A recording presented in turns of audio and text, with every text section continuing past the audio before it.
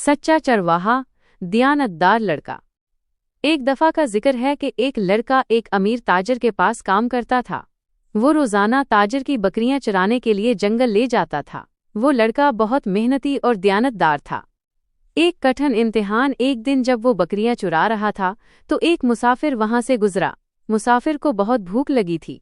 इसने लड़के से कहा, बेटा, मुझे एक बकरी बेच दो, मैं तुम्हें इसकी बहुत अच्छी कीमत दूंगा। तुम्हारा मालिक यहाँ मौजूद नहीं है, इसे क्या पता चलेगा? तुम इससे कह देना कि बकरी को भेड़िया उठाकर ले गया है। लड़के का जवाब। लड़के ने मुसाफिर की बात सुनी और बड़ी मासूमियत लेकिन मजबूती से जवाब दिया, मेरा मालिक तो यहाँ नहीं है और वो मेरी बात का यकीन भी कर लेगा, लेकिन अल्लाह तो देख रहा है।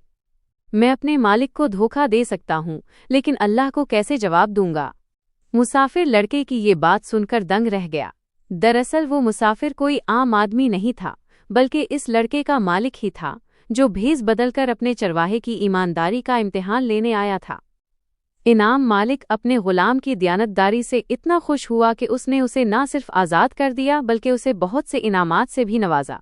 इस दिन के बाद इस लड़के की शोहरत पूरे इलाके में सच्चे चरवाहे के नाम से फैल गई। इस कहानी का अखलाकी सबक, सच्चाई में निजात है। सच बोलने वाला हमेशा सुरखरू होता है। खौफे खुदा, जब इंसान ये जान लेता है कि अल्लाह उसे हर वक्त देख रहा है तो वो बुराई से बच जाता है।